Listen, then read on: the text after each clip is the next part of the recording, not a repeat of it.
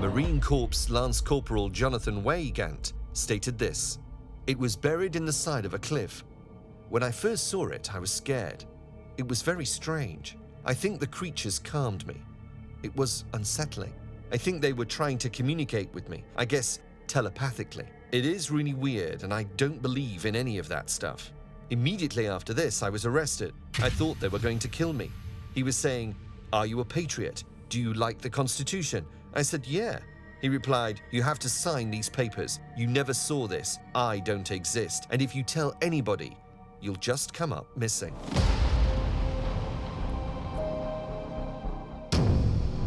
Jackie Gleason will always be remembered as one of America's greatest comedy talents.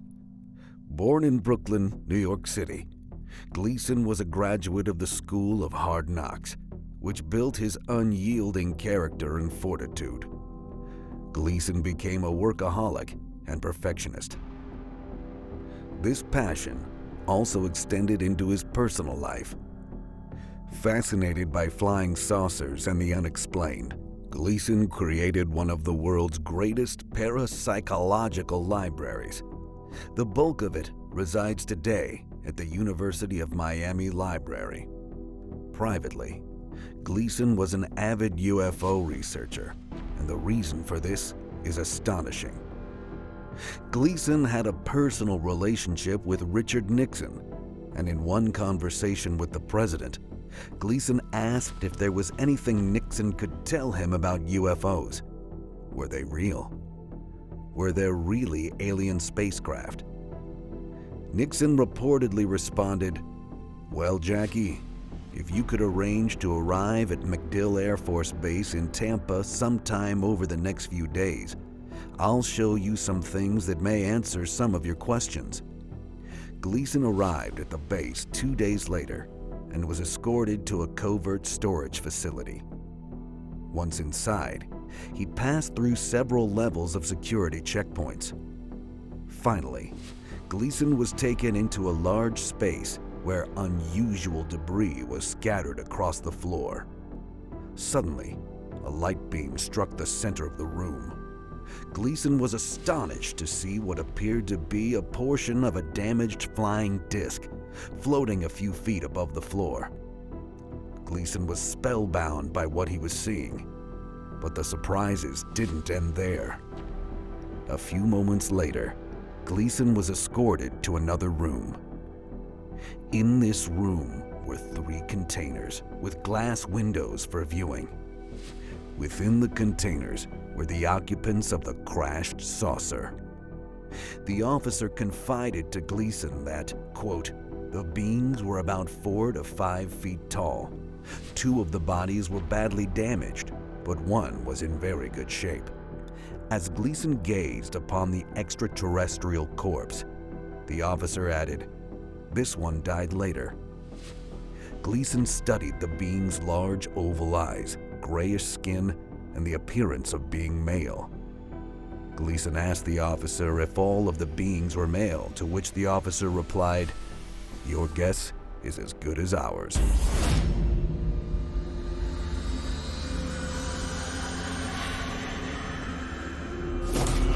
At 7 a.m. on the 30th of June in 1908, near the lower Tunguska River in Siberia, a large explosion occurred.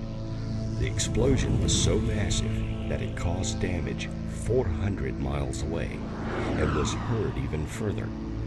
For several nights all over northern Europe, the sky glowed enough to light the streets of London. At first, it was assumed that a massive meteorite had collided with the Earth. However, after the Second World War and the bombing of Hiroshima and Nagasaki, photos of the cities were compared with aerial photos of the Tunguska blast, and they were stunningly similar. As a result of this, various scientists speculated that a nuclear explosion had taken place over the area, and because no nation possessed a nuclear device at that time, the logical conclusion was that it was from an exploded alien nuclear-powered craft.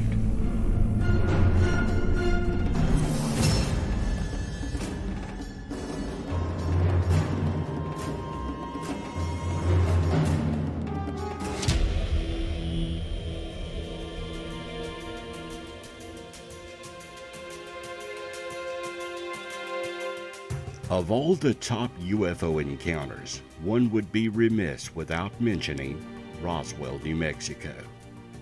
In July 1947, something happened northwest of Roswell during a severe thunderstorm. Was it a flying saucer? Was it a weather balloon? What happened? The answer is nothing for many years, until leading UFO researcher Stanton Friedman came across the story in the early 1980s and began to search for information and witnesses. That research brought him to Roswell, looking for the public information officer who had been at Roswell Army Airfield in 1947. That officer was Lieutenant Walter Haut. He still lived in Roswell and remembered the press release and the orders from his commanding officer. Friedman's investigation also led to many others, both military and private, who had information to add to the Roswell incident story.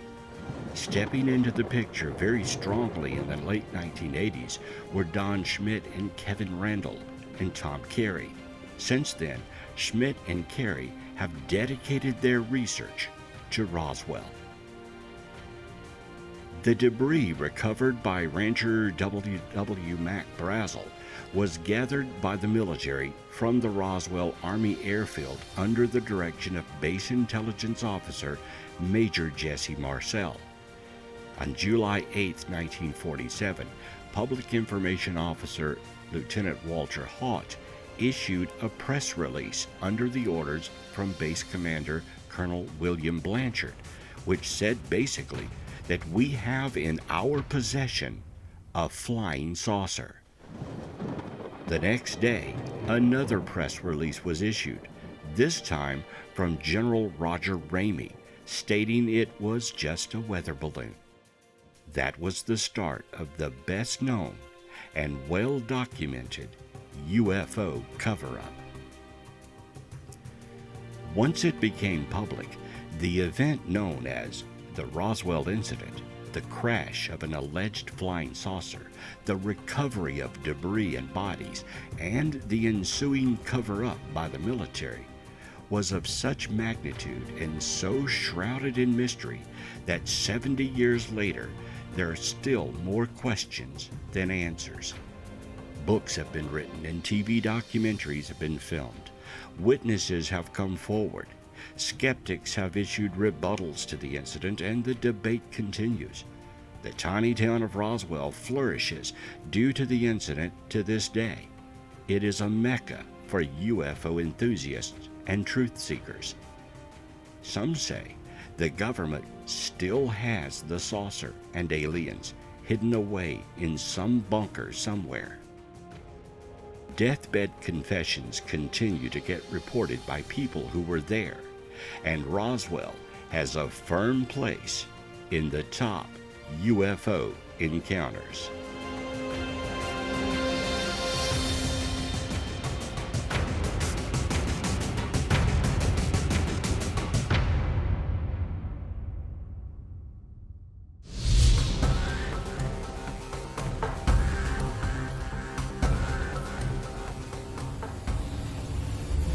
The most damning evidence that the United States was actively participating in a government cover-up comes from Lieutenant Colonel Philip Corso. Corso was the chief of the Pentagon's Foreign Technology Desk in Army Research and Development, working under Lieutenant General Arthur Trudeau. And he was on the staff of President Eisenhower's National Security Council for 4 years between 1953 and 1957. In his book, The Day After Roswell, Corso claims that technology gleaned from the Roswell crash helped kickstart technological advancements in accelerated particle beam devices, fiber optics, lasers, integrated circuit chips, and Kevlar material.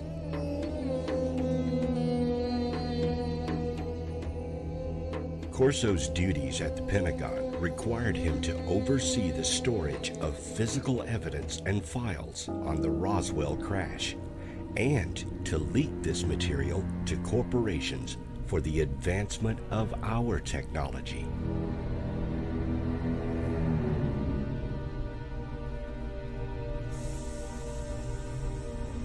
Corso also claimed the Strategic Defense Initiative, or Star Wars, was meant to achieve the destructive capacity of electronic guidance systems in incoming enemy warheads, as well as disabling enemy spacecraft, including those of extraterrestrial origin.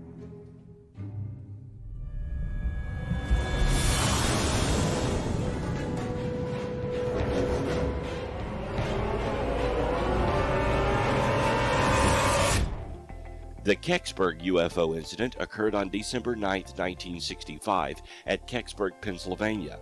A large, brilliant fireball was seen by thousands in at least 6 states and Ontario, Canada. It streaked over the Detroit, Michigan, Windsor, Ontario area, reportedly dropped metal debris over Michigan and northern Ohio, and caused sonic booms in western Pennsylvania. Eyewitnesses in the small village of Kecksburg, about 30 miles southeast of Pittsburgh, claimed something crashed in the woods there.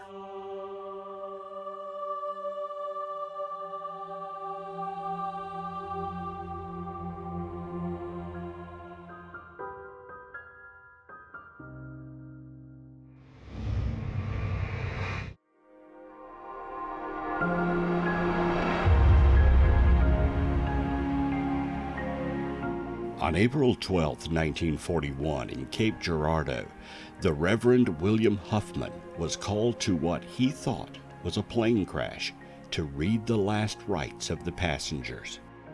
A car arrived at his house, and they drove about 18 miles or so outside of Cape Girardeau, closer to the Chaffee area. When they showed up on the scene, it was not a plane crash. It was, allegedly, a flying saucer. Classic silver round disc that had crashed, that had started a fire. There were police and firemen there to take care of the scene, put out the fire on a local farmer's field. The Reverend arrived and saw a classic flying disc with part of the side ripped open and 2 alien bodies that were dead and one that may have been dying. It may have been alive, but couldn't breathe. The Reverend looked inside the flying saucer and saw wires and components of some sort of alien design. There were strange hieroglyphics and bizarre knobs and dials. The Reverend knew that he couldn't give the last rites.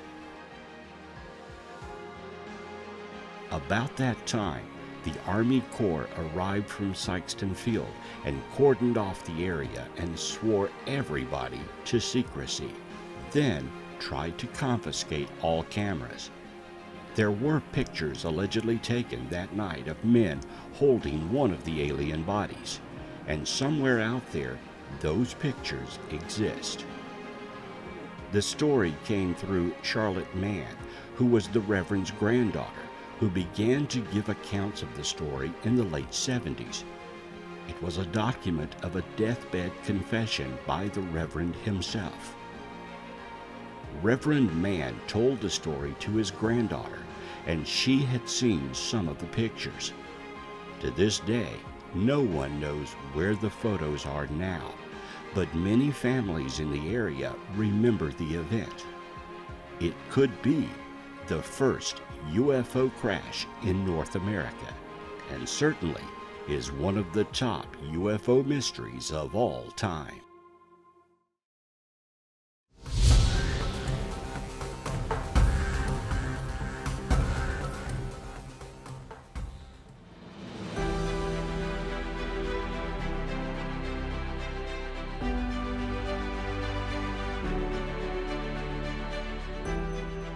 The Aztec, New Mexico UFO incident, sometimes known as the other Roswell, was a flying saucer crash alleged to have happened in 1948 in Aztec, New Mexico. This story was first published in 1949 by Arthur Frank Scully in his Variety magazine columns, and later in his 1950 book, Behind the Flying Saucers. Beginning in the 1970s, some ufologists resurrected the story in books claiming the purported crash was real. In 2013, an FBI memo claimed by some ufologists to substantiate the crash story was dismissed by the Bureau as a second or third-hand claim that we never investigated. According to Scully, in March 1948, an unidentified aerial craft containing 16 humanoid bodies was recovered by the military in New Mexico after making a controlled landing in Hart Canyon, 12 miles northeast of the city of Aztec. The craft was said to be 99 feet in diameter, the largest UFO to date. Scully named as his sources two men identified as Newton and Guevara, who reportedly told him the incident had been covered up and the military had taken the craft for secret research. Scully wrote that the crashed UFO, along with other flying saucers captured by the government, worked on magnetic principles. According to Scully, the inhabitants stocked concentrated food wafers and heavy water for drinking purposes, and every dimension of the craft was divisible by 9. In the late 70s, Arthur Leonard Stringfield purported that not only was the incident real, but that the craft involved was one of many captured and stored by the U.S. military. In later years, many alleged first-hand accounts of the Roswell crash contained the Aztec crash story, with some claiming the craft was made of a material impervious to all heat, while others claiming the craft was damaged by the crash. The supposed humanoid bodies were said to measure between 36 inches and 42 inches in height and weighed about 40 pounds. Ufologists claim that shortly after the craft was downed, the military cleared the area of evidence, including the bodies, subsequently taking it to Hangar 18 at Wright-Patterson Air Force Base. The Aztec UFO crash is certainly one of the top UFO encounters of all time.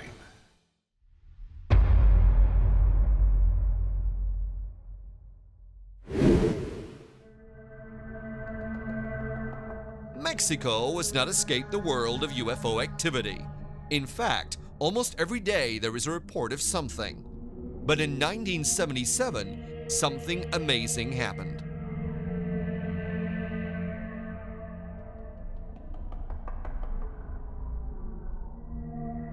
In July, the town of Puebla witnessed several large falling UFOs crashing in the distance.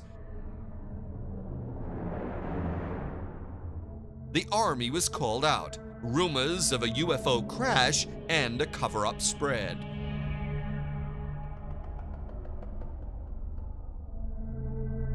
Nearby in Yopla, the townsfolk also saw the same thing, and this time they reported seeing a craft explode into thousands of sparkling pieces. Mayors, teachers, policemen, everybody saw it.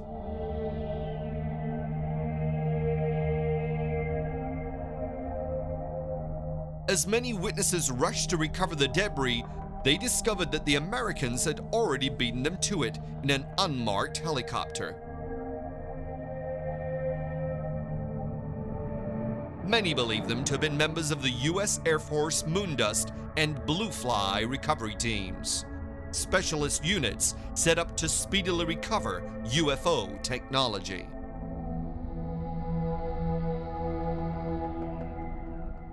Some fragments were recovered before the team of so-called NASA scientists could stop them. They were analyzed and found to be an alloy unknown to humanity at that time.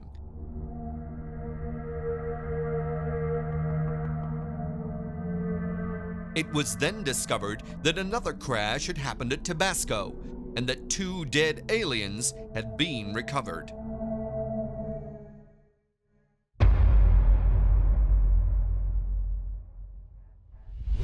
Although it has been said there is a single case in the Blue Book files in which alien creatures were reported that wasn't labeled as some sort of psychological program, there are several good cases hidden in there. Skeptics, disbelievers, and debunkers like to say that there is no evidence that alien creatures have visited the planet. They ignore, reject, or are unaware that the Blue Book files do contain examples of physical evidence that has been recovered. The best of those cases came from Socorro, New Mexico on April 24, 1964. Lonnie Zamora, then a police officer in Socorro, saw a landed object and 2 small humanoids standing near it. According to Project Blue Book, Zamora was chasing a speeder when he heard a loud roar and saw a flash of light in the southwestern sky. Fearing that a dynamite shed on the edge of town might have exploded, Zamora broke off the chase and headed in that direction. Captain Hector Quintanilla added more detail to the story as it was told by Zamora during the official investigation. Quintanilla later wrote, "It was off the road to the left in the Arroyo, and at the first glance it looked like a car turned over, but when he drove closer it appeared to be aluminum clay, not chrome, and oval shaped like a football." Zamora drove about 50 feet along the hill crest, radioing back to the sheriff's office. 1044, I'll be 10-6, checking a breakdown in the Arroyo. From this point, seated in the car, he could not see the object over the edge of the hill. As he stopped the car, he was still talking on the radio, and while he was getting out, he dropped his mic. He picked it up and put it back, and started down towards the object. As soon as I saw flame and heard roar, ran away from object but did turn head towards object. Object was in shape. It was smooth, no windows or doors. As roar started, I was still on the ground, running, bumped leg on car back fender area. Car facing southwest, fell by can, and glasses fell off. Kept running to north, with car between me and object. Rose to about level of car, about 20 to 25 feet. Took I guess about 6 seconds when object started to rise and glanced back. It appeared about directly over the place where it rose from. I was still running. Then about 50 feet from car, I dug down, just over edge of hill. I stopped because I did not hear the roar. I was scared of the roar, and I had planned to continue running down the hill. I turned around toward the object and at the same time put my head toward ground, covering my face with my arms. When the roar stopped, heard a sharp tone whine, and the whine lasted maybe a second. Then there was complete silence about the object. That's when I lifted up my head and saw the object going away from me in a southwestern direction. It did not come any closer to me. It appeared to go in a straight line at the same height, possibly 10 to 15 feet from ground, and it cleared the dynamite shack by about 3 feet, shack about 8 feet high. Object was traveling west fast. It seemed to rise up and take off immediately across the country. Quintanilla said, "I was determined to solve the case, and come hell or high water, I was going to find the vehicle or the stimulus. I decided that it was imperative for me to talk to the base commander at Holloman Air Force Base. I wanted to interview the base commander at length about special activities from his base. I needed help to pull this off, so I called Lieutenant Colonel Maston Jacks at SAFOI. I told him what I wanted to do, and he asks, 'Do you think it will do any good?' I replied, 'God damn it, Maston, if there is an answer to this case, it has to be in some hangar at Holloman.' He went to work with his position at the Pentagon, and the approval for his visit came through. Colonel Gehrman was the base commander during his visit. He was most cooperative and told me that I could go anywhere and visit any activity which interested me. I went from one end of the base to the other. I spent 4 days talking to everybody I could and spent almost a whole day with the downrange controllers at the White Sands Missile Range. I left Holloman dejected and convinced that the answer to Zamora's experience did not originate and terminate at this base. On my way back to Wright-Patterson, I hit upon an idea. Why not a lunar landing vehicle? I knew that some research had been done at Wright-Patterson, so as soon as I got back, I asked for some briefings. The briefings were extremely informative, but the lunar landers were not operational in April of 1964. I got the names of the companies that were doing research in this field, and I started writing letters. The companies were most cooperative, but their answers were all negative. I labeled the case unidentified, and the UFO buffs and hobby clubs had themselves a field day. According to them, there was proof that our beloved planet had been visited by an extraterrestrial vehicle. Although I labeled the case unidentified, I've never been satisfied with that classification.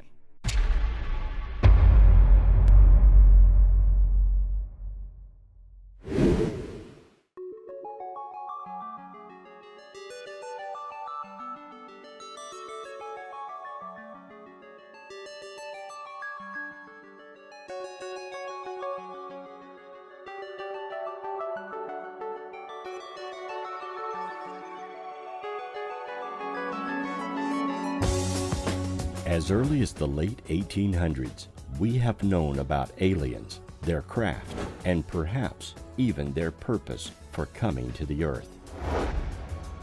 Slowly over time, we have accumulated several craft, various technology, and even the bodies of occupants of UFOs, some apparently captured live and perhaps still living today. This may sound extraordinary, but there exists physical evidence of the truth to many of these claims.